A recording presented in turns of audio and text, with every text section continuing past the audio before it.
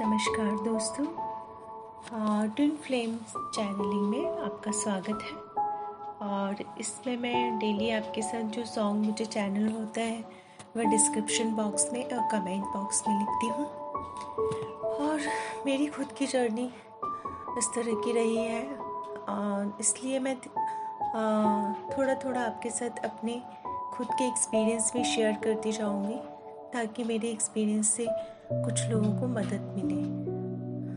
कुछ new awakening होगी जिन लोगों ने अभी अभी उनको पता चला होगा कि वो ट्विन फ्लेम जर्नी में है। सबसे शुरू में तो मैं आपको ये बताना चाहूँगी दोस्तों कि ट्विन फ्लेम जर्नी सभी को नहीं मिलती है। क्यों नहीं मिलती है?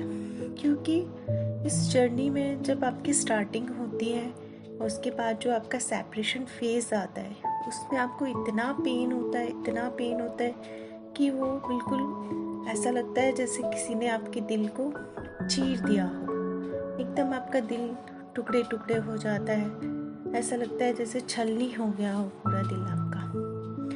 तो इतना पेन होता है कि असहनीय पीड़ा होती है, और इस पीड़ा को सहन करने की शक्ति सामान्य आत्माओं में नहीं होती। इस पीड़ा को सहन करने की शक्ति जो प्रौढ़ आत्माएं होती हैं, यानी जिन्होंने बहुत सारे जन्म लिए होते हैं और बहुत सारे जन्मों में बहुत सारी चुनौतियों को उन्होंने फेस किया होता है, उन्हीं को ये जर्नी मिलती है। ये बहुत ही जो असेंडेंट ऑलरेडी आत्माएं होती हैं, एक्चुअली उन्हीं को ही ट्विंस में बाद में सेपरेट किया जाता है। इसके बारे में आप पढ़ना चाहें तो जीवात्मा जगत के नियम में आप जुड़वा आत्माएं जो एक कंटेंट है उसको आप पढ़ सकते हैं, उससे आपको नॉलेज मिलेगी। जीवात्मा जगत के नियम जो है उसको खुर्शीद भावनगरी जी ने अपने ऑटोमेटिक राइटिंग के थ्रू लिखा हुआ है। और मुझे इस जर्नी में जिन लोगों से बहुत हेल्प मिली है, मैं उनका नाम भी ज़रूर बताना चाहूँगी, क्योंकि मैं उनके लिए बहुत ग्रेटफुल फील करती हूँ। एक चैनल है ट्विन फ्लेम का, my soul purpose my soul mission, जो मैम का है। और दूसरा ट्विन फ्लेम कोच जो रितु मैम परम सर का है। और अगर आप टैरो कार्ड रीडिंग में बिलीव करते हैं तो talk through tarot and mistake Hindi tarot, इनसे भी मुझे बीच बीच में बहुत हेल्प मिली है। और एक 555 शक्ति चैनल है, उसमें भी वो बहुत कोई डिवाइन सोल है और बहुत ही सिंपल तरीके से वो शेयर करती है। इस तरह से ये 4-5 चैनल जो हैं जो ट्विन फ्लेम्स के गाइडेंस से रिलेटेड है, आप लोग भी इनको फॉलो ज़रूर करें, क्योंकि ये जहाँ तक मेरा है, ये मुझे एक्सपीरियंस है उसके से मुझे बहुत ऑथेंटिक लगते हैं।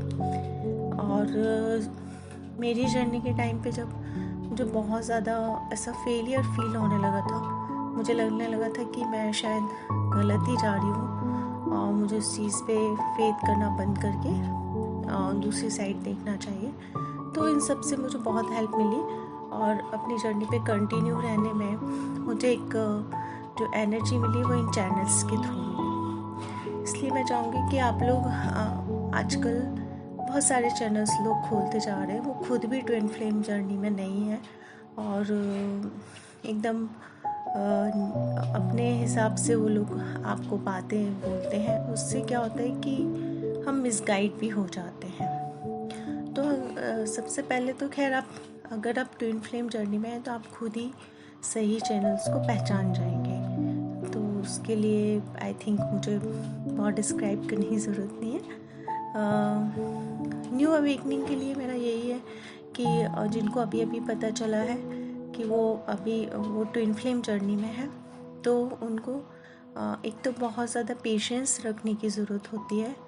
दूसरा, आप जिसको भी प्रे करते हैं, जिनको भी अपना इष्ट देव मानते हैं, उन पर आपको पूरा ट्रस्ट रखकर अपनी इस जर्नी पर कंटिन्यू रहना चाहिए। और गाइडेंस के लिए आप जो ऑथेंटिक चैनल्स हैं उनको फॉलो कर सकते हैं, लेकिन पूरे समय ऐसा नहीं है।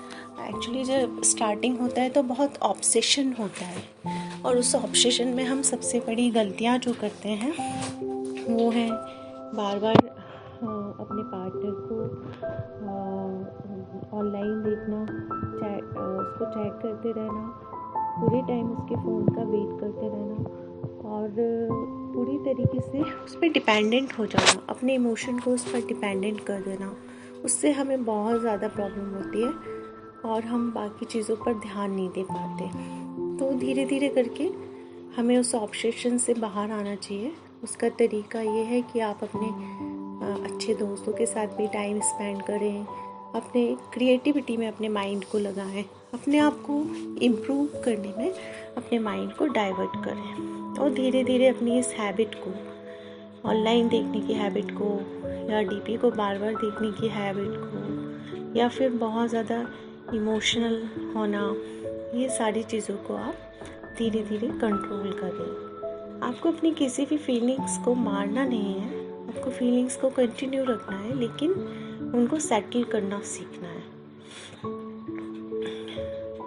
और ना ही हमें बार बार अपना, उस टाइम हमारा बहुत डिस्टॉर्टेड बिहेवियर भी होता है। तो ये नहीं है कि हमने किसी को ऑनलाइन देखा और हम उससे ये सवाल कर रहे हैं कि तुमने मेरे मैसेज का जवाब नहीं दिया जबकि तुम ऑनलाइन थे, या इस तरह की चीज़ें कि सामने वाला किसी और को डिक्टेट कर रहा है। देखिए, अगर आप ट्विन फ्लेम है तो अंदर से आपका दिल, आपकी आत्मा अच्छे से जानती है कि वो इंसान, वो जो कोई भी है, वो आपका ही हिस्सा है, आपके ही अंदर है। तो फिर वो बाकी चीज़ें जो भी कर रहा है उसके कर्मास का हिस्सा है। तो उस पर हमको थोड़ा शांत रहकर उसे देखना चाहिए और उसको वो करने देना चाहिए। उसकी इंडिपेंडेंस को हमको नहीं रोकना चाहिए। और उस तरह हमारी भी इंडिपेंडेंस को कोई रोकता है तो हमको नहीं अच्छा लगता। इसी तरह जब हम उसको भी इंडिपेंडेंट नहीं रहने देते तो उसको भी अच्छा नहीं लगता है। क्योंकि ये सारी चीज़ें मुझसे भी हुई होंगी कहीं ना कहीं, इसलिए मैं आपको गाइड कर रही हूँ। अगर किसी को मेरी इन सब बातों से थोड़ा सा भी अपनी लाइफ में आगे बढ़ने में गाइडेंस मिलता है और उनको अच्छा लगता है या उनको उसी चीज़ से बाहर निकलने में हेल्प मिलती है, तो मुझे बहुत खुशी होगी।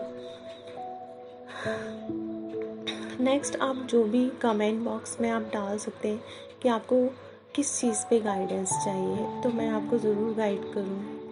और